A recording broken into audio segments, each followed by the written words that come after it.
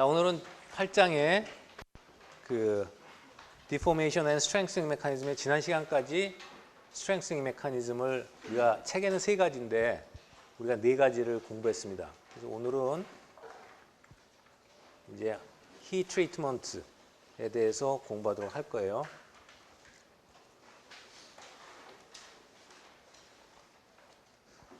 그래서 잠깐 다시 한번 보면 그때 말했던 것처럼 우리가 구조재료들은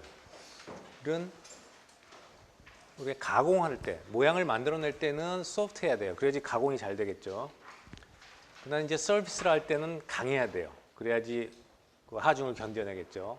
처음부터 강하면 가공하기가 어려워요. 그래서 가공할 때는 좀 뭐 덕틸리티가 있다든가 이렇게 연성이 있다든가 하면 좋겠고 서비스는 강했으면 좋겠어요. 자, 이 모양을 만들어내는 것 여러 가지 방법을 나중에 이제 14장에 가서 배우게 됩니다. 근데 우선 크게 보면은 뭐 캐스팅이라는 것은 틀에다가 용융 금속을 갖다 부어서 형틀에다 부어서 만들어내는 거예요. 무슨 말인지 알겠죠? 모양을 만들어 놓고 거기다가 쇳물을 붓든가 해서 녹여내는 거를 말해요. 그래서 모양을 만드는 거죠. 포징은 지난번에 봤던 뭐 드로잉이라든가 익스트루전이라든가 여러 가지 그 중에 하나였는데 포징은 단조라고 그래서 두드려서 모양을 만드는 거예요. 이것은 틀에다 넣고 모양을 만드는 거고 이건 두드려서 만드는 건데 포징은 그러니까 몰드에다 찍든지 지난번에 봤지만 포징 몰드에다가 콜라 그 캔 모양처럼 알루미늄 팍 찍든지 아니면 대장장이가 뭐 칼을 두드려 가지고 모양을 잡든지 이런 것들을 포징이라고 그래요. 이제 용어를 근데 이런 거에 대해서는 14장에서 자세히 나옵니다. 자, 근데 몇 가지 용어가 있는데 이제 굉장히 광범위한 열 처리하는 어닐링이라는 용어가 나왔어요. 어닐링, 열 처리한다는 뜻이에요.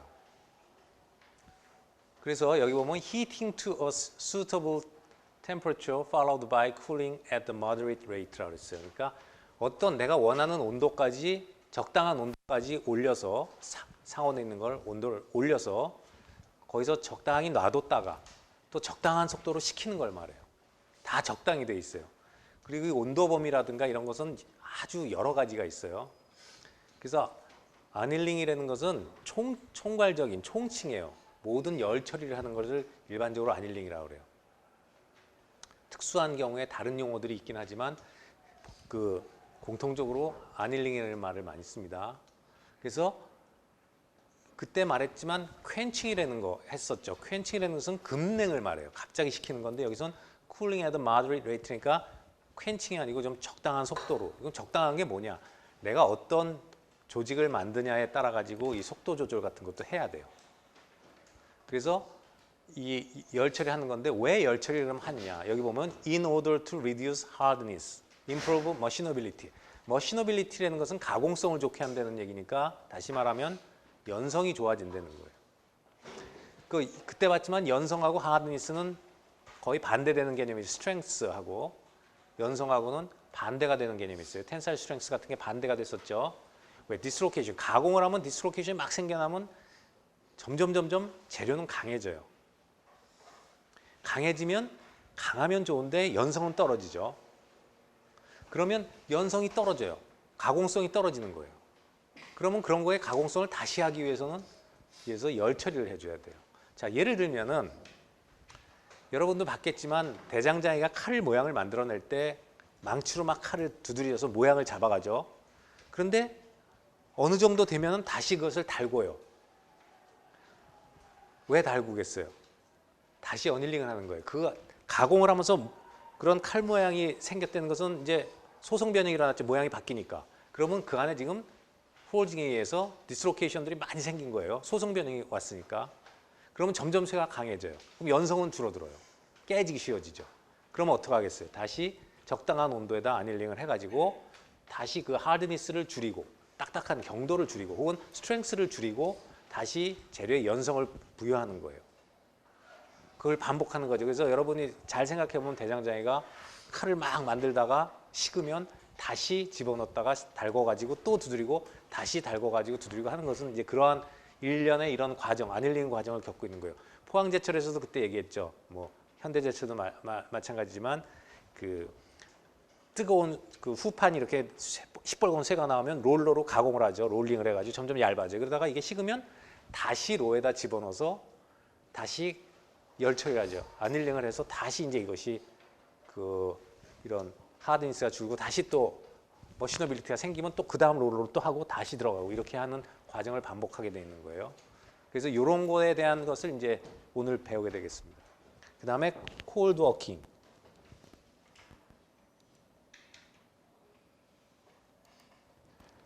그때 여러 번 얘기했지만 콜드 워킹과 하드 워킹이 있는데 콜드 워킹은 이런 조금 이따 배우는 이런 응력 풀림 현상이 없는 범위에서 가공을 하는 거. 워킹이라는 것은 워크 하드닝 배웠죠?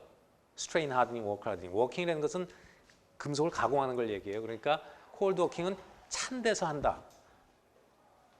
그 다음에 하드 워킹은 above recrystallization temperature로 나와 있는데 recrystallization이라는 것은 재결종한데 그게 뭐 하는 것을 배우겠지만 그런 온도 이상에서 가공을 하는 거. 그러니까 쇠가 시뻘겋게 달궈져 있는 데서 막 두드려서 가공하는 것은 하드 워킹이에요. 근데 뭐 상온에서 뭐 이걸 잡아당긴다거나 이렇게 해서 가공하는 것은 예를 들어서 상온에서 철사줄을 옷걸이 모양을 만들기 위해서 휘었다. 이런 것은 콜드 워킹이 돼요. 그럼 이 경계가 어떻게 되냐? 하드 워킹과 콜드 워킹의 그 경계는 0.3tm부터 뭐 0.5tm, 0.6tm, 0.7tm까지 가는 것도 있어요. 알로잉 그러니까 합금이 되면 이게 좀 올라가고 순수한 금속에서는 0.3tm이다. 그래서 0.3에서 보통 0.5tm 사이 재료마다 달라요. 재료마다 달라요. 하지만 정의는 그렇다 하는 겁니다. 그래서 여기 그러면 이제 공부를 해야 되겠는데 여기 보면은 1hour treatment at T 안일 어떤 온도에서 여기 보면 온도축이 나와 있어요. 도C로 여기는 우리가 보통 생활에서 쓰기 때문에 도C를 쓰지만 아까 말한 하드워킹과 콜드워킹 0.3tm, 0.5tm 이런 걸 말할 때는 디그리 켈빈이에요. 켈빈으로 얘기해야 돼요. tm은 0점이고 그때는 그 켈빈 온도인데 여기서는 이제 우리가 실제로 쓰는 온도 100도, 200도, 300도 쭉 있어요. 그러면 여기 보면 TS 값이 있죠. 텐사일 스트렝스. 텐사일 스트렝스 우리가 항상 얘기했지만 대개 수백 메가파스칼 정도에 온다고 그랬어요. 그죠? 수백 메가파스칼에 달하고 있죠. 그다음에 이쪽은 덕틸리티. 덕틸리티의 그 척도는 두 가지가 있는데 퍼센트 엘롱게이션하고 리덕션 오브 에리아가 있었어요. 퍼센트 리덕션 오브 에리아. 근데 여기서는 엘롱게이션을 했죠. 얼만큼 늘어나느냐. 그랬을 때 보면은 자, 어떤 것을 가공하는데 아닐링을 갖다가 200도에서 1시간 했다. 300도에서 1시간 했다. 400도에서 1시간 했다. 이렇게 하면 여기 보면 그 이런 텐사일 스트렝스는 온도가 높은 데서 아닐링을 해주면 떨어지죠. 근데 연성은 어떻게 돼요? 덕틸리티는 온도가 올라가면 올라갈수록 점점 좋아지죠. 즉 어떤 여기서 응력이 걸렸던 재료가 이런 열 처리를 함으로써 응력이 풀린다 하는 얘기. 그럼 결국 응력이라는 것은 그때도 말했지만 디스로케이션이 막 서로 엉켜 있고 이런 건데 막 증식이 돼서 결과적으로 이렇게 된다는 것은 이 안에서 디스로케이션이 막 없어질 거예요. 생겼던 게 온도에 의해서 그런 얘기를 해주고 있어요. 그래서 우리가 이 구간을 보면은 여기 보면 급격히 덕틸리티가 좋아지고 급격히 텐사일 스트렝스 혹은 yield 스트렝스는 마찬가지인데 yield 스트렝스나 텐사일 스트렝스가 떨어지는 구간이 있죠. 이 구간은 우리가 recrystallization 구간이라고 그래요. 여기도 보면은 초기에는 온도가 낮으면은 recovery 구간이 있어요. recovery 구간은 조금 텐사일 스트렝스는 떨어지고 연성은 올라가고요. 여기서도 이렇게 평행이지만 재료마다 다르지만 recrystallization이 끝나도 그 다음엔 grain growth라는 게 나오는데 grain growth가 일어나면서 연성은 증가하고 텐사일 스트렝스는 좀 떨어지는 구간이 나와요. 근데 이렇게 급격히 변화하는 구간을 우리가 recrystallization 구간이라고 해요. 그래서 세 가지의 구간으로 나눠집니다. 그래서 콜드 워킹을 했다. 콜드 워킹을 하면 할수록 텐사일 스트렝스는 커지고 혹은 yield 스트렝스는 커지고 덕틸리티는 떨어진단 말이에요. 그런데 아닐링은 온도가 올라가면 올라갈수록 이렇게 거꾸로 텐사일 스트렝스는 떨어지고 연성은 좋아진다 하는 거예요. 알겠죠? 자, 그러면 이제 이런 거의 정의라든가 뭐 이런 것을 알고 요 각각의 구간에서 어떠한 일이 일어나는가를 공부를 해야겠죠. 그게 이제 오늘의 핵심이에요. 저 구간들에서 무슨 일이 일어나. 여기 다시 그려놨는데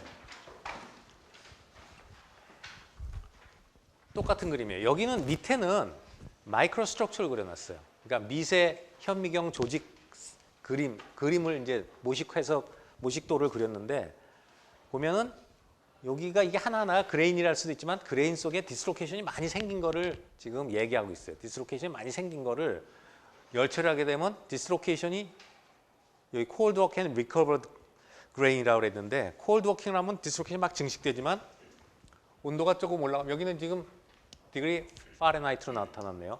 온도가 조금 올라가면 리커버리 구간에서는 그런 디스로케이션이 조금 없어져요, 서로. 어떻게 없어지는가는 다음에 이제 보게 됩니다. 그 다음에 주로 많이 없어지는 데가 바로 이 리크리스탈리제이션이라고 그랬고요. 이거는 아까하고 똑같은 그림인데 왜 보여주냐면 이 미세 구조 면에서 얘기하는 거예요. 그럼 여기서 리크리스탈리제이션이라는 것은 뜻은 뭐냐면 재결정하기 때문에 여러분들 알다시피 만약에 뭐 카파다 그러면 FCC 구조일 거예요. 그죠? FCC 구조인데 디스로케이션이 막 생기면 어떻게 되겠어요? 막 엑스트라 하프 프레임이든 무슨 원자들이 제자리 이탈해서 디펙트가 많이 생긴 거잖아요. 그런데 리크리스탈리제이션이다. 재결정하다는 그렇게 막 지저분하게 막 원자들이 막 이탈해 가 있는 게 막 서로 꼬이고 이런 데서 원래 고유의 카파의 FCC가 새로 생겨나는 거예요. 그런 것들이 다 제자리를 찾아가서 조그맣게 FCC가 생겨나기 시작하는 걸 말합니다. 그게 리크리스탈리제이션이에요. 크리스탈이 생긴 거예요, 결정이. 물론 여기도 디스로케이션이니까 이때는 얘기는 크리스탈이죠. 크리스탈인데 워낙 디스로케이션이 많다 보면 막 무질서해지겠죠. 그 원자의 배치가. 그런 데서 깨끗한 그 FCC 결정이 생겨나는 걸 우리가 리크리스탈리제이션이라고 그래요. 그래서 그런 현상이 일어납니다. 그러면 이 11장에 가서 2학기 때 첫 챕터에 가면 11장에서 우리가 뉴클리에이션 앤 그로스라는 걸 배워요. 그럼 이런 재결정화가 생긴다는 것은 그 FCC를 갖는 아주 조그만 원자가 뭐 수십 개가 뭉쳐가지고 FCC를 만들어내고 그게 핵이에요, 핵. 그 임계 핵 사이즈가 되면 거기에 계속 들러붙어서 그게 자라요. 그래서 그레인으로 성장을 해요. 그래서 온도가 올라가면 올라갈수록 그레인이 점점 커지는 겁니다. 그래서 그레인 그로스 영역, 여기서는 리크리스탈리제이션이 일어나고 그레인 그로스에서는 여기서 생겼던 그레인들이 점점 숫자는 줄어들면서 그레인 사이즈는 커지는 걸 얘기해요. 자, 이제 이런 것들에 대한 얘기는 조금 이따 한번 저희다 그림을 그려가면서 우리가 같이 생각해 볼 거예요. 자, 이런 거에 이제 구동력이 뭐고 한 거는 이제 차체로 배우고요. 그러면 첫 번째 구간에 온도, 어닐링 템퍼러처가 낮을 때 그때 리커버리 현상에 대해서 한번 공부를 해봅시다. 잠깐만요. 여기 나오니까. 그 리커버리라는 것은 디스로케이션이 리커버리 구간에서는 서로 소멸되기 시작해요. 근데 어떤 이유로 소멸되는가? 가장 간단한 것이 그때도 봤지만 그때 프랭크 리들리 소스에서도 보여줬지만 서로 반대 부호의 디스로케이션이 만나면은 없어지겠죠. 포지티브 디스로케이션과 네거티브가 만나면 없어지겠죠. 예를 들면은 이런 거예요. 여기서 보면은 포지티브하고 네거티브가 서로 이렇게 뭐 와 있는데 이렇게 이제 디스로케이션이 두 개가 있다고 하지만 요런데 이제 공간들이 있잖아요. 여기 요만큼의 만약에 원자들이 제자리에 와서 끼어들면 이거 완벽한 하나의 크리스탈 플레인이 되죠. 근데 아주 낮은 온도에서는 원자들의 이동 속도가 작지만 확산 속도가 작지만 온도를 조금 주게 되면은 아무래도 이런 원자들이 익스포넨셜하게 확산 속도가 빨라지죠. 그러니까 이런 것들이 이런 데로 들어오면은 이게 완벽한 크리스탈이 되면 디스로케이션 두 개가 없어질 수 있죠. 물론 이렇게 만약에 슬립 플레인이 같아가지고 움직이다가 딱 만나면 그냥 없어질 수도 있어요. 그죠? 근데 슬립 플레인이 좀 이게 111면이고 이게 111면이라고 합시다. 그럼 이쪽으로 지나가는 것도 있고 이쪽에 있는 것도 있죠. 그래서 네거티브, 포지티브도 있을 수 있어요. 그런데 이럴 때 이렇게 두 개가 만나면 애나일레이션이라는 것은 두 개가 상쇄돼서 없어진다는 얘기인데 디스로케이션 덴시티가 없어져요. 그래서 이렇게 원자들이 이런 데 들어와서 이렇게 없어지는 방법도 있고, 또 하나는 예를 들어서 디스로케이션이 이렇게 이게 가야 되는데 이게 걸렸다. 여기 만약에 네거티브 디스로케이션이 있다고 하면 여기 디스로케이션 있으면 이게 가서 네거티브하고 만나면은 두 개가 여기 이제 포지티브가 있고 여기 네거티브 여기 네거티브가 하나 있어요. 네거티브가 있으면 여기 포지티브 하나가 오면은 두 개 없어지죠. 근데 이 포지티브 디스로케이션이 있는데 여기 옵스타클이 있어가지고 여기 이제 어떤 장애물이 있으면 여기서 스트레스 필드가 컴프레시브를 밀어낼 거 아니에요. 엑스트라 하프프론이 같이 있으면 이런 것 때문에 그러면 이런 스트레인 필드 때문에 이게 못 올 수 있죠. 그런데 그러면 여기를 끊고 가는 거죠.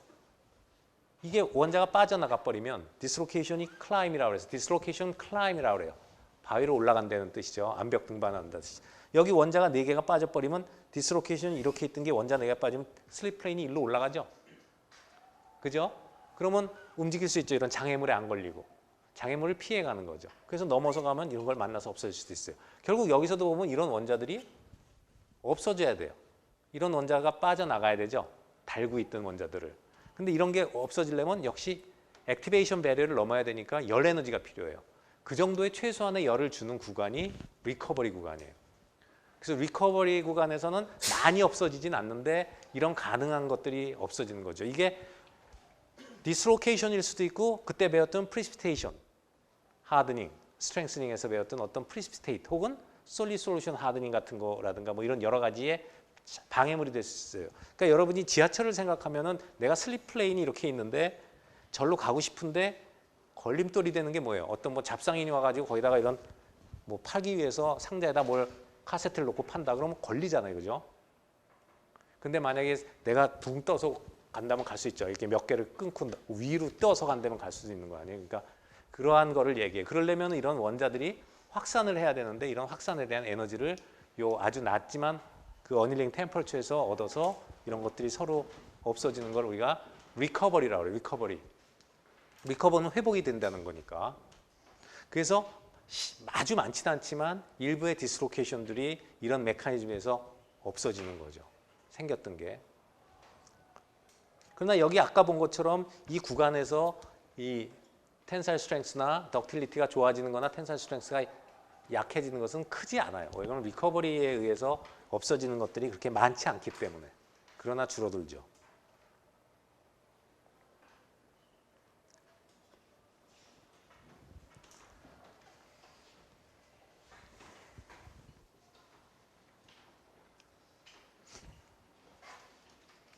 여기서도 보면은 이제 폴리크리스탈린 아연인데 시그마 입실론 그 스트레스 스트레인 커브예요.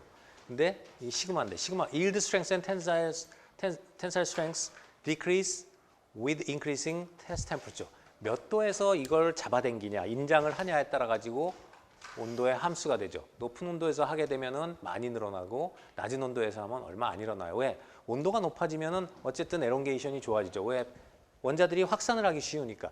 디스로케이션이 움직인다는 것은 약간 원자가 이동을 해야 되는 거잖아요. 그죠?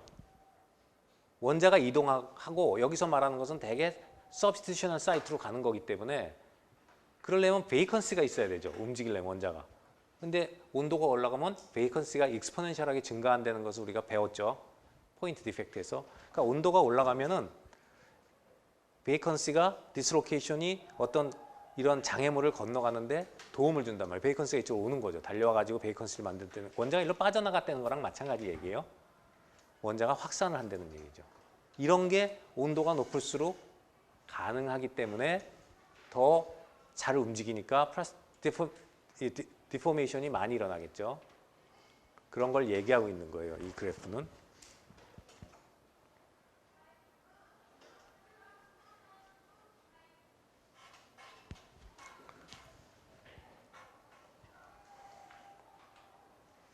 여기 보면은 이제 그러면 리크리스탈리제이션 범위는 나와 있는데 그렇다고 리커버리에서 리크리스탈리제이션으로 넘어가는 범위라든가 리크리스탈리제이션에서 다시 그레인 그로스로 넘어가는 범위는 그건 명확하진 않아요. 어디냐 그럼 뭐 프로 텐사일 스트렝스가 낮아진 데부터가 이런 거냐 하는 것은 그건 명확하지 않아요. 그렇지만 이제 크리스탈리제이션이 일어나기 시작하는 거. 아까 해서 뭐 0.3 TM 이런 용어로도 쓰는데 그러면 실제적으로 리크리스탈리제이션 범위는 있는데 리크리스탈리제이션이 일어나는 온도, 템퍼처는 어떻게 정의를 하느냐 하면은 보통 두 가지가 있는데 두 가지로 정의하는데 하나는 point of highest rate of property change예요. 그러니까 그런 물성이 가장 급하게 바뀌는 데니까 여기서 보면 이 기울기가 가장 급한데 이 중에서 이 기울기가 계속 제일 급한 데가 어디예요? 거기가 가장 급격하게 바뀌는 데죠. 그래서 이 기울기가 급한데 그 온도를 우리가 리크리스탈리제이션 범위 중에서도 리크리스탈리제이션이 일어난 템퍼처다라고 정의를 하는 경우가 있고 아니면은 한 시간을 열 처리를 해서 이런 온도에서 1시간씩 열 처리를 해서 예를 들어서 1시간 열 처리를 했는데 이게 다 뭐 결정화가 100%가 일어났다. 그러면 그 온도를 1시간입니다. 기준이. 그러니까 어떤 온도에서 1시간 해보고 1시간 해보고 1시간 해보고 1시간 했는데 어떤 온도에서 1시간 했더니 결정화가 다 됐다. 그러면 그 온도를 결정화 온도, 그러니까 재결정화 온도로 잡는 경우도 있어요. 그래서 여기 보면 두 가지 경우가 point of highest rate of property change or temperature at which the crystallization reaches completion in 1 hour. 재결정화가 1시간 안에 1시간 동안 열 처리했을 때 다 일어나는 온도나 이렇게 두 가지로 잡아요. 근데 이게 그렇게 뭐 크리티컬하지가 않아요. 그리고 이게 그렇게 이 정의는 이렇게 하지만 재료의 뭐 조성이라든가 뭐마다 다 틀리기 때문에 하지만 정의는 이렇게 잡는다. 그래서 아까 말한 것처럼 그 리크리스탈리제이션 템퍼처는 융점하고 관계가 되는데 0.3에서 뭐 아까는 0.5, 0.7 하면 보통 책에 0.3에서 0.6 TM. 요 TM은 디그리 켈빈이다. 그리고 순수한 금속하고 알로이, 합금하고는 이렇게 좀 합금은 좀 일반적으로 온도가 높다. 재결정화되는 온도가 높다고 하고 있고요. 이게 이제 디퓨전에 의해서 원자들의 확산에 의해서 이런 것들이 일어나기 때문에 그 리크리스탈리제이션은 그 어닐링 타임하고 관계가 되죠. 예를 들어서 어떤 온도에서 굉장히 오래 두면 리크리스탈리제이션이 일어날 수 있고 또 높은 온도에서 짧게 둬도 리크리스탈리제이션이 일어날 수 있어요.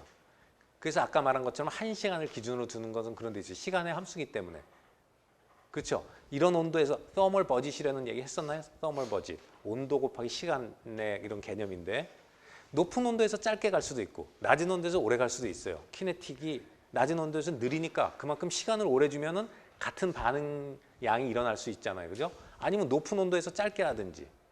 그래서 이 온도가 이런 디퓨전을 관장하는 게 온도하고 시간이라고.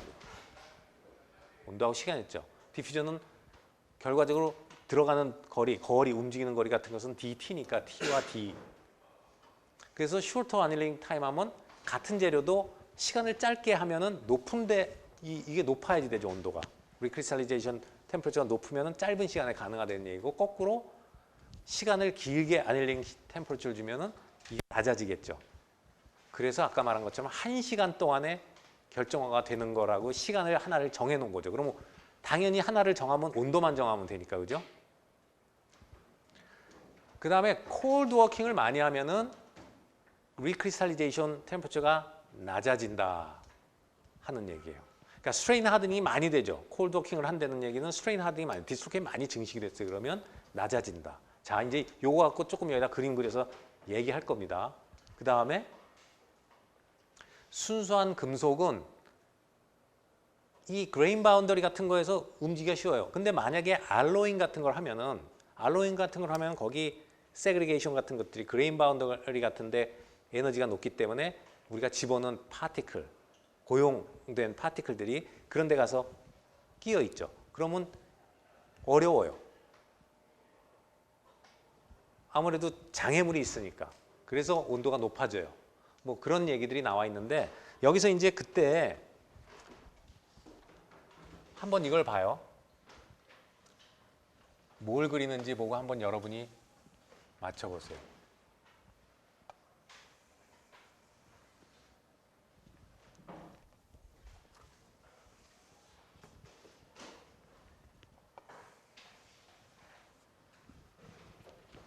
자, 이 무슨 모양을 그린 것 같아요? 그때 이런 모양 봤죠? 이런 모양 봤죠? 이걸 A 스테이트라고 하고 여기를 A 스테이트라고 여기를 B 스테이트라고 합시다. 이게 뭐죠? 액티베이트가 된 거죠. 어떤 A에서 B로 가려면 액티베이트가 돼서 고개를 넘어요. 특히 여기선 디퓨전.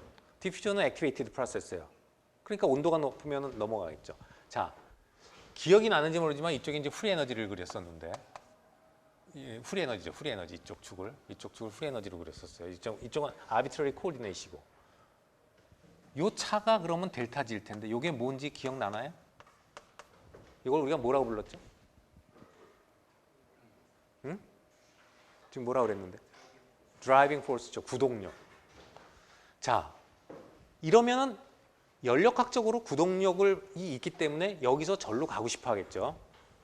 여기 1번과 2번이 있어요. 그러면 2번의 구동력은 이만큼이에요. 그죠?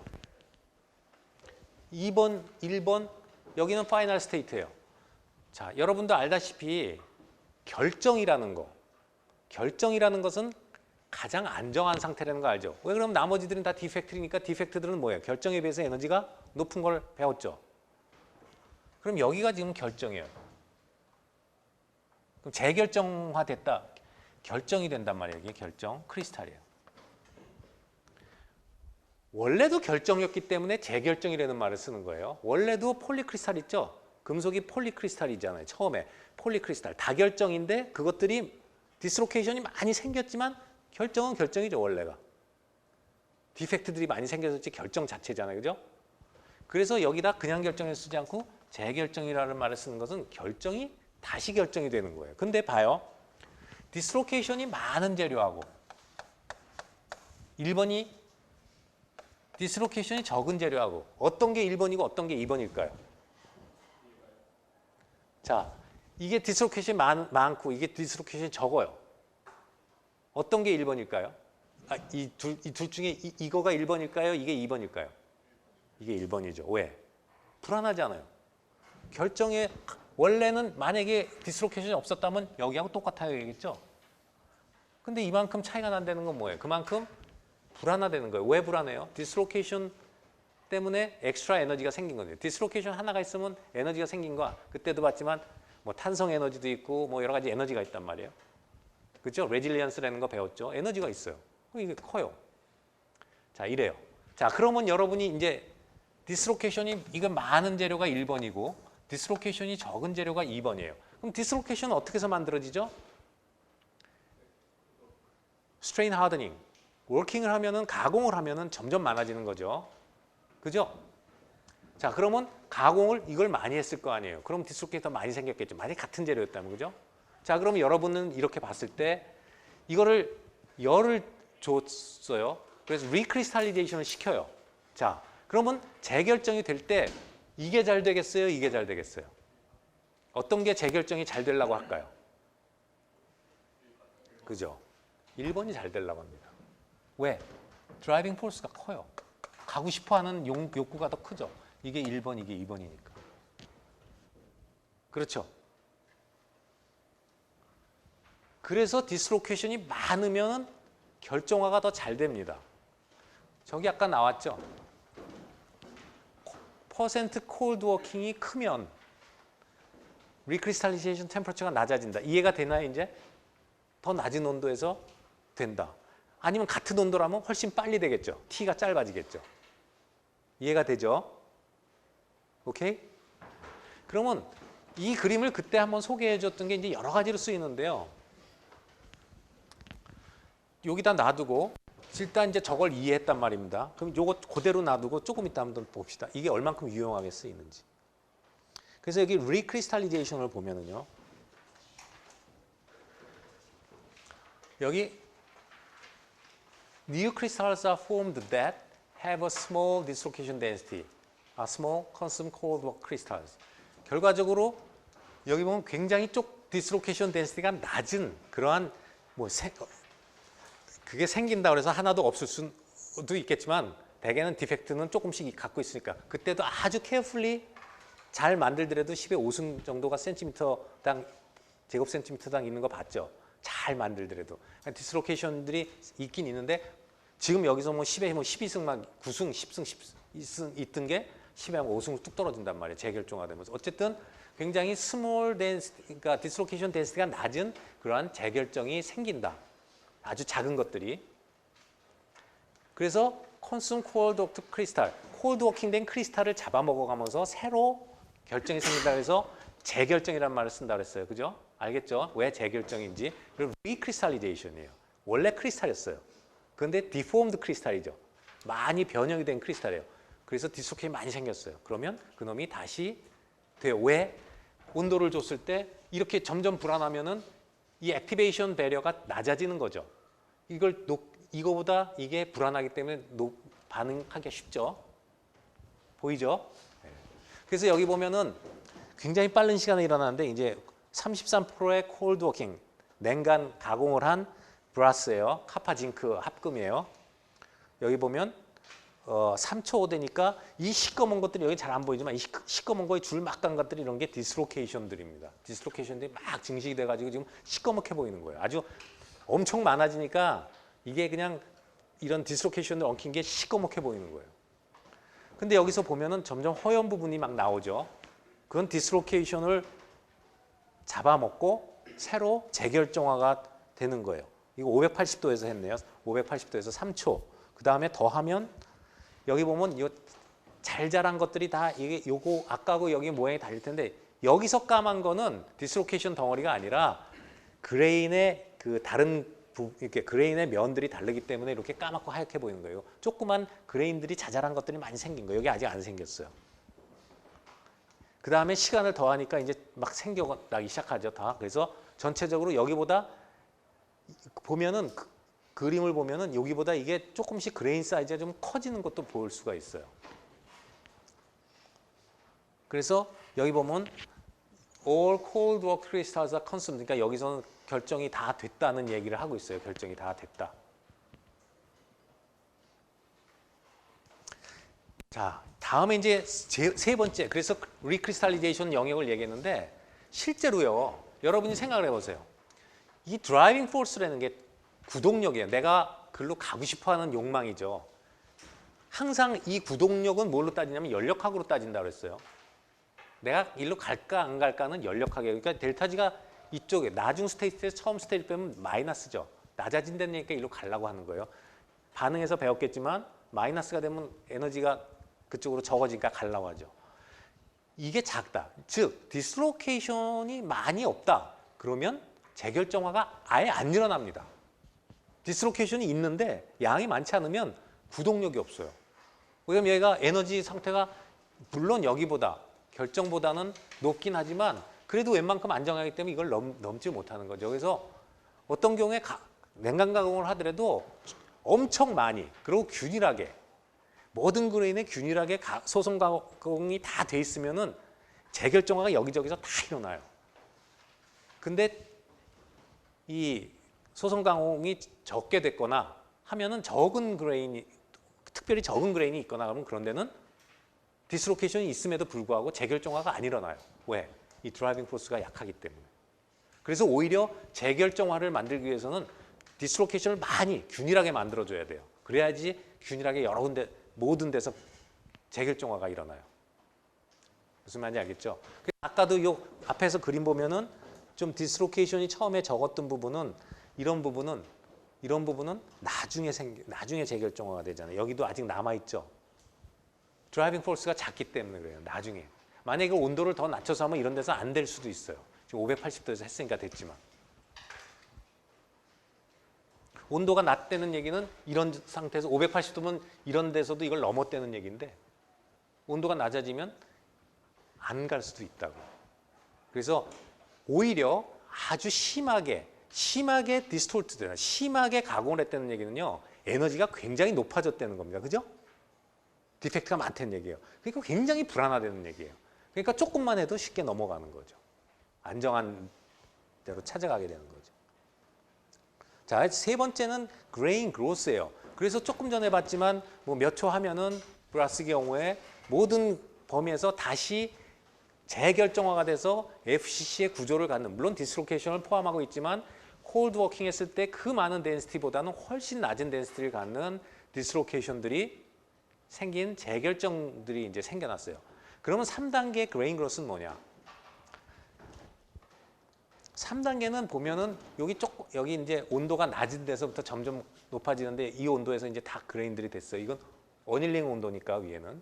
그리고 여기가 아까 이 기울기가 제일 큰 걸로 하든지 아니면 뭐 이게 만약에 1시간 동안 한 그림이라면 만약에 이것이 이 커브가 이런 온도에서 각각 1시간씩 해서 그렸다면 뭐 이 부분이 거의 다 되는데 이 부분이 TR이 되겠죠. 1시간 그걸 쓰면 혹은 기울기가 가장 급격한 데를 보면 여기가 될 거예요.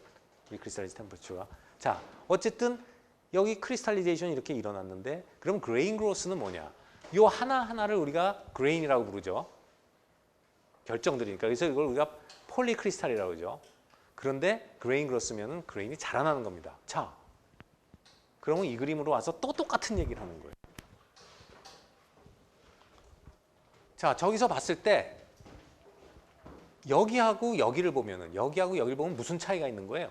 저기도 디펙트가 있죠. 저긴 디펙트가 뭡니까? 여기 이제 재결정화가 돼서 디스로케이션이 있지만 그건 무시하면 여기서는 어떤 결함이 있죠, 지금? 무슨 결함이 있어요, 여기에? 단결정에 비해서 뭐가 있잖아요. 결함 배웠죠? 결함에서 뭐 배웠어요? 그레인 바운더리 에너지 배웠잖아요. 결함 맞죠? 면결함. 그죠? 2D 디펙트잖아요. 자, 여기에서 이렇게 가려는 구동력은 결국 뭐겠어요, 그럼? 왜 일로 가려고 할까요? 그레인이 왜 커지려고 하죠? 여러분 알다시피 유리판 위에 뭐 자동차 유리 같은데 이렇게 비가 왔을 때 물방울이 2개 조그만 게 있는데 손으로 툭 밀면 어떻게 2개가 살짝 밀어주면 하나로 되죠? 왜 하나로 됩니까? 뭘 줄이려고 하는 거죠? 표면 에너지를 줄이려고 하는 거죠. 그레인 바운더리가 뭐예요? 액세스 에너지잖아요. 그러니까 그레인이 작은 그레인이 이렇게 있어요. 자, 다시 이제 요번에 이걸 2번이라고 합시다. 큰 그레인이 있어요. 이걸 1번이라고 합시다. 아, 요거하고 좀 혼동되네. 그러면 역시 작은 그레인보다는 큰 그레인이 안정하죠. 왜? 표면에 그레인 바운더리가 없으니까 이런 2D 디펙트가 작으니까. 그럼 이 2개를 그려보면 역시 2번 스테이트가 불안하고 1번 스테이트가 안정할 거예요. 그래야 안 그래요? 여기가 큰 그레인, 여기가 작은 그레인이겠죠. 그레인 바운더리들이 많으니까. 그래서 이것들은 뭐냐? 결과적으로 이걸 열 처리하게 되면 저 온도에서 열 처리하게 되면 이 그레인 바운더리가 없어지는 거죠. 그러니까 그레인 바운더리에 있는 원자들이 점점 확 이렇게 움직여가면서 점점 커져가는데 어떻게 커져가냐? 큰 그레인이 작은 그레인을 잡아먹어가면서 점점 커집니다. 그래서 여기 그 영역이 바로 그레인 그로스에 해당하는 부분이에요. 그러니까 구동력을 잘 그때 배웠던 이 프리에너지 다이어그램을 가지고 구동력을 잘 생각을 해봐야 돼요.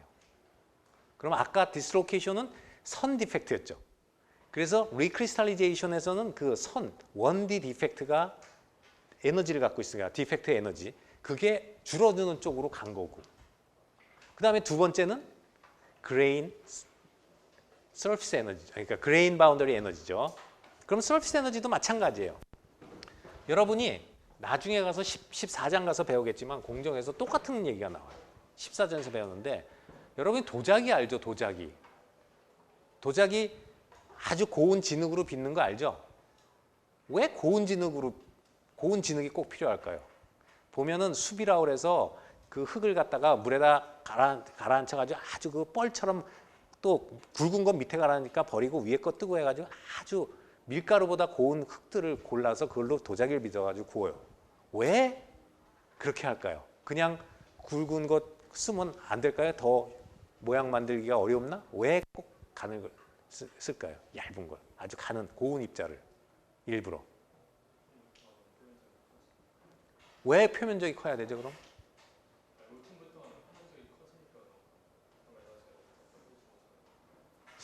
조금 다르긴 한데 결과적으로 아주 고운 입자하고 이것은 이제 그레인이 아닙니다. 이건 파티클이에요. 요 하나도 뭐 이게 만약에 도자기 재료는 이제 보통 그 크리스탈이 아니니까 비정지인데 그레인이라는 것은 아까 말한 것은 하나의 결정 덩어리죠. 근데 이거는 지금 도자기 흙은 하나의 흙 덩어리예요. 알갱이. 그러니까 그레인하고는 좀 다른 개념이에요. 근데 흙알갱이에는 뭐가 있냐면 여기도 역시 디펙트가 있죠. 뭐가 있어요? 이게 하나의 모양을 만들면 이런 덩어리가 되려면 여기보다 이게 표면적이 작죠. 그러니까 여기에 디펙트는 뭐예요? 서피스 에리아예요. 서피스가 디펙트라고 배웠죠. 그것도 역시 2D예요. 그러면 이런 거죠. 도자기를 만들어요. 도자기를 만드는데 이 도자기를 만들려면은 이거 여기다 그리려니까 그러네. 이걸 남겨두려고 그랬는데 도자기를 만들려면 도자기에는 여기 이제 이 구워져 있는데 이 도자기를 만들려면은 여기에 파우더들을 가지고 만든단 말이에요. 이게 이제 흙을 빚어 가지고 만들잖아요. 근데 굵은 게 있고 적은 게 있어요. 그러면 어떤 게 에너지가 높아요? 가는 고운 게 에너지가 높죠. 서피스 에너지가 크잖아요. 그러니까 이걸 붙여서 한 덩어리로 만들려면은 역시 넘어야 될 산이 이게 낮은 거죠. 이걸 뭘로 조죠? 이걸 이렇게 넘게 우리가 밖에서 어떤 짓을 해요? 가마를 떼잖아요. 불을 지피죠. 그죠? 그 가마에서 굽는 거 봤죠? 도자기. 굽는데 이렇게 하려면 엄청 높은 온도가 필요해요. 이렇게 구워도 이것들이 굉장히 산화물들이기 때문에 안정하잖아요. 흙들이 이미 산화가 됐으니까 굉장히 안정하죠. 금속에 비해서 훨씬 안정하죠. 산소가 많은 산화물이 됐으니까. 이게 안정해요. 안정한 파티클들을 엉겨붙게 하려면 굉장히 높은 온도가 필요해서 도자기 보면 알지만 뭐 1400도 막 이렇게 높은 온도가 여기서도 필요한데 이게 굵어지면 더 높은 온도가 필요하잖아요. 그러니까 온도가 이 턱을 턱을 넘게 해줘야 되는 게 바로 밖에서 온도를 가한단 말이에요. 그래서 곱게 빠는 거예요. 고운 파티클을 쓰는 거예요. 고운. 다 디펙트하고 다 지금 본 거하고 다 똑같은 얘기죠. 근데 여기서는 아까 디스로케이션에서 리크리스탈리제이션은 라인 디펙트였고 이런 것은 뭐 서피스나 그레인 바운더리 디펙트였어요. 그렇지? 생각하는 건 똑같은 거예요. 그러면 지금 여기에 구동력은 그레인 바운더리 에너지입니다. 여기에 구동력은 디스로케이션 에너지고요. 알겠죠? 차이를 알겠죠? 그래서 저런 모폴로지가 얻어지는 거예요. 그래서 여기 그레인 그로스는 이미 아까 여기 앞에 그림하고 똑같은 그림인데 앞에서 다 그레인은 되긴 됐어요. 근데 조금 시간을 여기서 8초인데 15분을 두니까 이런 작은 그레인들이 다 뭉쳐가지고 굉장히 큰 그레인으로 자랐죠. 그죠? 그러면 여러분 배웠죠? 이렇게 되면 디스로케이션이 움직일 때 이거하고 또 디스로케이션 움직이는데 무슨 차이가 있나요? 어떤 게 디스로케이션 움직이기가 어려운가요? 1번, 2번. 1번 왜? 그레인 바운더리가 많죠. 그걸 우리가 뭐라고 그랬죠? 그레인 바운더리와 그레인 사이즈하고 관계되는 이퀘이션이 있었죠. 홀 패치 이퀘이션이라고 그랬어요. 시그마 제로 플러스 K에 어떻게 됐어요? D의 마이너스 2분의 1승 홀 패치 이퀘이션이 바로 그레인 사이즈하고 강도와 관계되는 거죠. 그러니까 이거보다 이게 연성이 좋아요. 그러니까 지금 이런 일련의 과정을 계속 겪는 거예요. 우리가 가공을 해요. 가공을 하면 이걸 갖고 가공을 해봐요. 그럼 디스로케이션 엄청 많아졌죠. 그럼 점점 강해요. 그럼 어떻게 해요? 다시 리크리스탈리제이션 템퍼러처에 가서 거기서 리크리스탈 시키고 혹은 더 온도를 올려서 크리스탈 그로스까지 가면 그레인 그로스까지 시켜놓으면 또 이렇게 될 거 아니에요. 그러면 다시 또 잘 늘어나겠죠. 잘 가공이 되겠죠. 그죠? 또 가공하다 보면 다시 또 디스로케이션 막 생겨서 또 단단해지겠죠. 그럼 다시 열 처리해야죠. 그게 아까 말한 것처럼 대장장이가 혹은 무슨 제철 회사에서 시뻘건 쇠를 갖고 가공을 한 다음에 다시 열 처리를 해서 다시 그 연성을 부여하고 그 다음에 다시 또 처리하고 이러면서 계속 가는 거예요. 이해가 되죠, 이제? 그래서 여기 보면 그레인 사이즈는 이렇게 시간에 비례해서 된다 이런 얘기고 엑스포넨트가 되게 이해에 들어 임필칼하게 실험적으로 그렇게 된다. 이 그레인 사이즈가 얼만큼 커지냐 하면은 어떤 머티리얼 상수에다가 t를 곱하는데 그 초기하고 나중 그레인 사이즈에 이렇게 이런 거에 비례한다 하는 그냥 실험식이 있다 하는 얘기예요. 자, 그러면 이제 여러분이 조금 전에 그런 걸 배웠기 때문에 한번 여기서 실제적으로 그게 진짜 그렇게 필요한가 한번 봅시다. 이걸 보면은 이해가 될 거예요. 어떤 cylindrical rod of brass예요. 그러니까 동그란 바 타입이죠. 근데 직경이 0.4인치예요. 11cm 정도 되네요. 초기에. In diameter is to be cold worked. cold working을 하겠다 그랬으니까 0.3 tm 밑에서 잡아당기겠다는 얘기죠. cold working을 했다는 얘기는 아까 말한 recovery, recrystallization 무슨 grain growth가 안 일어나는 범위에서 dislocation 자꾸 증식되는 범위에서 가공을 한다는 얘기예요. 그러니까 가공을 하는 경우에는 예를 들어서요. 온도가 높은 데서 가공할 수 있어요. 예를 들어서 달군 쇠를 두드린다. 시뻘건 쇠를 두드린다 하는 얘기는 뭐예요? 온도가 높은 상태죠. 거기서 두드리고 있으면 늘어나면서 그 안에서 무슨 일이 생겨요? 디스로케이션이 생기면서 한편은 또 뭐 그래서 온도에 따라서 리크리스탈리제이션이 생기면서 막 또 늘어나면서 생기면서 그 온도가 맞으면 그러니까 그게 아까 말한 하드워킹이에요. 그런 온도 구간에서 가공하는 걸 우리가 하드워킹이라고 그래요.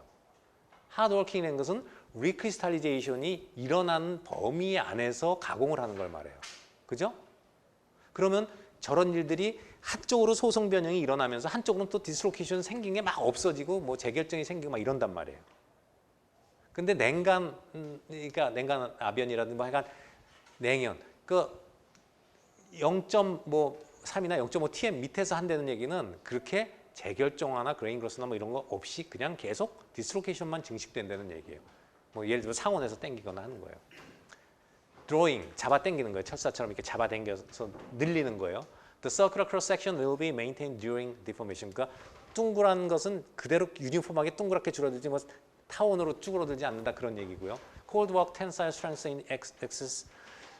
그러니까 cold work tensile strength in excess of 55,000 psi and a ductility that least design. 그래서 그렇게 가공을 했어요. 그러니까 예를 들어서 1cm짜리 그 브라스를요. 회사에서 공장에서 잡아당겨 가지고 드로잉을 해 가지고요. 드로잉을 해서 이걸 예를 들어서 철물점에 갖다 파는 거예요. 그럼 철물점에서 그걸 사간 사람이 어떤 특성을 원하냐면 이런 특성을 원하는 거예요. 사가는 사람이 이렇게를 원하는 거예요. 5500 PSI 혹은 380 메가파스칼 이상의 텐사일 스트렝스와 15% 이상의 엘롱게이션이 되는 그런 거를 사가고 싶어 하는 거예요. 그 다음에 파이널 다이미터는 0.3이 되게 맞춰줘야 돼요. 자, 0.4인치 그러니까 10cm짜리를 7.6mm로 공장에서 잡아당겨서 콜드워킹을 해서 갖다가 가게에다 팔고 싶은 거예요. 근데 사가는 사람의 입장에서는 380과 15%가 그걸 갖고 가서 그 사람도 잡아당기고 더 느릴 때 이렇게 돼야 된다는 얘기예요. 그렇게 해달라는 거예요. 어떻게 하면 되겠냐. 이 그림으로 보면 처음에 0.4짜리를 다이아미터 0.3으로 만들고 싶어 하는 거죠. 그래서 이렇게 한다고 봅시다. 그러면 아까 콜드워킹을 얼만큼 에리아 오브 리덕션으로 보면 에리아 오브 리덕션을 A0는 이거 그때 배웠으니까 퍼센트를 보면 약 43.8%를 가공을 해야 돼. 콜드워킹을. 43.8%를 가공하면 다이아미터가 이렇게 줄어들어요. 그죠? 다이아몬드를 저렇게 줄여야 되니까 0.3에 맞춰 달랬으니까 43% 가공이 가능한가를 보자고요. 그래서 테이블에 가서 보니까 여기 카파 이건 순수한 동, 여긴 브라스 지금 보는 브라스, 여기 이제 1040 스틸, 강 이렇게 이제 세 가지가 나온 테이블에 가서 보는데 우리는 브라스를 봐야겠죠. 여기 주황색 선을 봐야 돼요. 보니까 48% 가공을 하면요 브라스를 43% 정도를 하니까 어때요? yield strength는 420 나와요. 그죠? 이거 왜 이렇게 커지는지 알겠죠? 스트레인 하드닝 봤죠? 스트레인 하드닝이 있으니까. 그 다음에 콜드 워킹을 이만큼 했을 때 텐사일 스트렝스 TS가 540. 우리가 지금 원하는 건 380이었죠. 540이니까 380 이상 나오죠. 이렇게 해서 갖다 주면. 그 다음에 여기 보니까 엘롱게이션은 얼마냐? 43% 하면은 아이고 여기 보니까 어디야? 엘롱게이션은 6%밖에 안 돼요. 15% 엘롱게이션을 해야 되는데 안 돼요. 그러니까 끊어져 버린다는 거 아니에요? 그렇게 한 번에 쭉 잡아당겨서 43.8%를 가공하려고 그러니까 잘라져 버리잖아요. 안 되잖아요. 그죠? 그래서 이거 이렇게 하기 위해서 요거는 되고 요거는 뭐 지금 우리가 주어진 조건 아닌데 380보다 크니까 되는데 15% 맞춰달라는데 안 된다는 거죠. 그래서 어떻게 해야 되느냐? 그럼 간단한 거죠. 아까 보세요. 우리가 어떤 거를 잡아당기는데 이만큼 하려니까 안 늘어나잖아요. 그만큼. 그럼 어떻게 해요? 반쯤 느리고 다시 열 처리를 해서 또 반쯤 느리고 이런 식으로 두 번에 나눠 해야겠죠. 당연히. 한 번에 안 되니까. 처음 상태로 다시 만들어준 다음에 또 한 번 하면 될 거 아니에요. 그죠? 반쯤 느린 거를 다시 처음으로 만들어서 또 만들면 되잖아요. 그래서 여기 보면 380을 맞춰달라는데 380이 되려면 이 테이블에서 읽어보니까 380이 되는 데가 약 12% 콜드 워킹 하면 380이 되더라. 그러니까 이거 이상 콜드 워킹을 해줘야 되죠. 그래야지 그만큼 강도가 나오겠죠. 그 다음에 15% 이하를 하려면 15% 이하면 적어도 이걸 넘어가면 15%가 안 되니까 27% 이상을 콜드 워킹을 하면 안 된다는 거죠. 그러면 15% 이하로 떨어지니까. 그러면 우리는 이 두 조건, 콜드 워킹의 범위가 12하고 27% 사이에 들어오게 해야 돼요. 저걸 넘어가서 아까 43.8% 하니까 이거는 됐는데 이게 안 됐었죠. 그럼 이 안에 아무거나 잡는데 우리는 여기서 두 사이에서 20% 정도를 잡아보자 이거죠. 그래서 20%를 잡아서 하니까 그러면 마지막에 20%를 해야 되니까 한 번이 0.4인치였고요. 그 다음에 마지막이 0.3인치인데 여기서 요거를 갖다가 20% 하기로 했으면 요 단면이 얼마냐 하는 걸 구할 수가 있겠죠. 그걸 구하는 거예요. 마지막에 결국은 저걸 만들어야 되니까 마지막에 20%만 하려고 하는 거예요. 20%를 하려고 그러니까 그 중간에 면적이 얼마냐니까 0.335인치. 요게 0.335인치면 여기서 0.3인치로 하는데 가공이 20%가 된다 이거죠. 콜드 워킹을. 그건 단면적 계산하면 되니까 이렇게만 만들어주면 될 거 아니에요. 저만큼.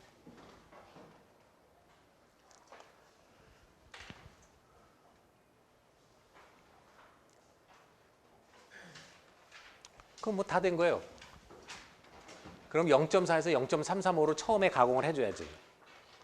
그러면 0.335면 30% 콜드 워킹 하면 되겠네요. 그럼 처음에 30% 해주고 다시 그 다음에 뭘 해야 돼요? 열 처리를 해서 다시 초기 상태로 만들어줘야겠죠. 아닐링을 해가지고. 그래서 여기 빌드업이 돼 있는 모든 스트레스를 없애준 다음에 다시 원상태에서 하면 이제 요것이 순수하게 된 아까 초기에 0.4하고 똑같은 조건의 0.335 다이아미터가 된 거 아니에요. 그죠? 거기서 20%만 해주면 우리가 원하는 걸 다이아미터도 0.3이 되면서 우리가 15%뭐 이런 거 다 들어가는 걸 만들어낼 수가 있죠. 그죠?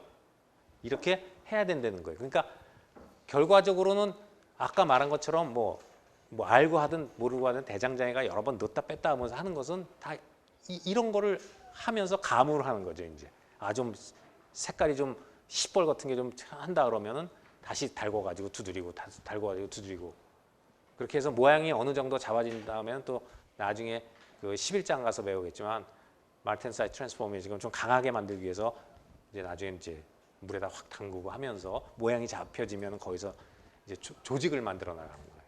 그다음에 이제 그 대장장이가 막 이렇게 때리는 거는 똑같아요. 밀가루 반죽할 때 여러분이 칼국수집 유명한 집 가면은 그 반죽에 그게 있잖아요. 노하우가 뭡니까? 쫄깃쫄깃하다는 거. 이게 쫄깃쫄깃하다는 게 연성이 좋은 거거든요. 잘 늘어나는 거. 그런 건 숙성도 하지만 숙성하고 하는 거 다 마찬가지로 속에 있는 기포를 빼내야 돼요. 공기. 근데 밀가루를 이렇게 반을 접으면 공기가 들어가잖아요. 자꾸 치대는 거는 공기를 빼내는 거예요. 마찬가지로 쇠도 처음에 나오는 쇠는 캐스팅해서 이렇게 덩어리로 나오잖아요. 그러니까 속에다 어떤 틀에다가 부어서 이런 뭐 막대기 모양을 붙든 하여간 부어서 어떤 막대기 모양이 나온단 말이에요. 그러면 캐스팅에 그때 약점을 배웠죠. 캐스팅을 하면 어떻게 돼요? 공냉을 하니까 바퀴 먼저 형성이 되면서 부피가 줄으니까 고치가 되면 안에 크랙 같은 게 생긴다고 그랬죠. 캐비티나 3차원 결함 같은 게 생긴다고 그때 얘기해 줬어요. 그러니까 속에 그런 아무것도 없는 빈 공간들이 있는 거예요. 그러면 어떻게 해요? 깨지거든요. 그러니까 그거를 없애려면 밀가루도 쳐대서 공기를 빼내잖아요. 그럼 쇠도 똑같이 쳐대는 거예요. 그래서 빼내는 거예요. 그런데 그냥 치면 깨지죠. 그럼 어떻게 해요? 달궈가지고 때리는 거예요. 그래서 대장장이가 자꾸 명장이 그 명검을 만들기 위해서는 굉장히 오랫동안 때리고 하는 거는 그런 거예요. 거기서 자꾸 빼내고 또 조직도 균일화되고 그런 사람들이 하는 거 보면 그냥 하는 게 아니라 막 때린 다음에 다시 달궈가지고 이 쇠를 또 반으로 또 접어서 또 때리고 밀가루도 반 접어서 또 때리고 왜 짜장면 하는 사람들이 또 접고 해서 계속 찰지게 하잖아요. 그런 식으로 한다고 계속. 그러니까 명검을 하나 만들기 위해서 그렇게 오랫동안 가공을 해야 되는 거예요. 여기 다 노하우, 그 사람들은 과학을 모르고 하지만 과학이 우리가 이제 사이언스를 찾아낸 거죠. 근데 옛날에 사람들은 그런 걸 하나도 모르고 한 거예요. 그러니까 도자기 같은 것도 조금 뭐 도자기 같은 것도요. 그냥 간단히 얘기하면 그 고려청자 그렇게 비색을 나타내고 비싸고 좋다고 하는데 그럼 현대 과학이 이렇게 발전을 했는데 왜 도자기를 똑같이 고려청자를 계속 못 만들어내요? 이천에 가면 무슨 해강료 그래가지고 그런 사람들이 유명한 사람들이 도자기 색깔을 그 고려청자 색깔을 만들어내요. 그래도 옛날 것만큼 은은하지 않다 그러잖아요. 그럼 그 사람들이 몇십 년 동안 현대에 뭐 모든 게 다 있는데 현대에서 나오는 도자기들의 그 유약 색깔은 화학약품으로 많이 내요. 그러니까 옛날 도자편 깨진 것들을 분석을 하면은 여러 가지 뭐 스펙트로스코피 같은 데서 아 여기에는 뭐 철분이 들어가 있다. 여기는 무슨 성분이 몇 프로 있다 이런 게 나와요. 그러면 그걸 화학약품으로 섞어서 유약 만들면 그 색깔이 나와야 돼요. 근데 안 나와요. 그래서 옛날 그런 연구하는 사람들은 옛날 고서를 보면은 뭐 고려시대 때처럼 고려시대 때 예를 무슨 어디 전라도 해남에서 청자 땅을 파니까 청자편이 많이 나왔다 그러면 생각을 하는 거죠. 아 옛날에 여기 가마터가 있었나 보다. 그러면 고려시대의 문헌을 읽어요. 그 동네에 뭐가 많았나. 옛날에 화학약품 없었죠. 그러면 옛날에 뭐 써요? 천연 재료를 쓸 거 아니에요. 그 동네에서만 나는. 아 이 동네는 떡갈나무가 많다. 그럼 떡갈나무를 태워서 그 재를 써보고 그러면서 색깔을 찾아내는 거예요. 왜? 화학 분석을 해봤자 ppm 뭐 100만 분의 1 아니면 무슨 1000만 분의 1 이하가 되는 아주 미세한 성분들은 안 나와요. 근데 그런 것들이 뭐 떡갈나무를 태운다든가 어떤 데는 갯벌에서 뭐 지렁이도 태워서 그 뼈도 쓰고 그러는데 지렁이 태워서도 그런 집어넣고 막 그러는데 그런데 미량 들어있는 것들이 부드러운 색깔을 내고 막 이러는 것들이 나오는 거예요. 그러니까 현대에서도 못 쫓아가는 게 있는데 그러니까 명검도 마찬가지. 그렇게 옛날 사람들은 과학을 모르면서도 그냥 색깔로 보고 뭐 물에다 넣었다 뭐 하면서 자기가 다 만들어내는데 똑같이 하려고 해도 잘 못 만드는 거잖아요, 요새는. 근데 그 사람들은 과학을 알고 하는 게 아니라 경험으로 하는 거였잖아요. 근데 과학이 이렇게 발전했어도 그걸 못 따라잡는 경우가 있는 거죠. 자, 오늘은 서머리는 뭐 간단히 마지막에 읽으면 dislocation of primer in metals and alloys. 그러니까 결국 이게 금속이나 알로이는 다결정이라는 거고 strengths는 dislocation motion이 어려워지면 강도는 올라간다. 그래서 그때 strengthening mechanism의 grain size strengthening, 그 다음에 solid solution strengthening, precipitation strengthening, 그 다음에 이것은 strain hardening, 그죠? strain hardening. 그 다음에 이런 dislocation이 파일업되거나 이러면서 생긴 응력들은 히팅, 아닐링을 통해 가지고 우리가 리커버리 구간이라든가 아니면 주로 재결정하거나 아니면 더 올라가서 브레인 그로스 구간을 통해 가지고 다시 생긴 디스로케이션을 없애면서 연성을 다시 올려준다 하는 거를 이 챕터에서 배웠어요. 알겠어요? 네. 자, 오늘 수고했고 다음 주에는 이제 그 9장 프랙처 파괴에 대해서 공부하도록 하겠습니다. 자, 수고했습니다.